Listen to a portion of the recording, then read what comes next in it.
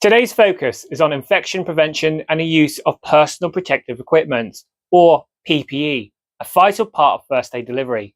In any first aid situation, protecting yourself and the casualty from infection is essential.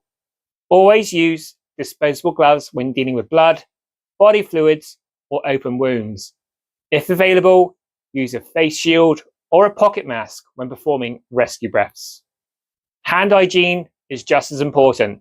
Wash your hands thoroughly before and after providing care, or use alcohol-based hand sanitizer if soap and water aren't available. Contaminated materials such as used gloves, dressings, or wipes must be disposed of in clinical waste containers or sealed plastic bags if clinical bins aren't available.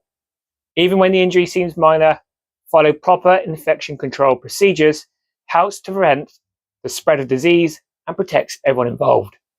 Understanding this helps to ensure first aid is delivered safely and effectively.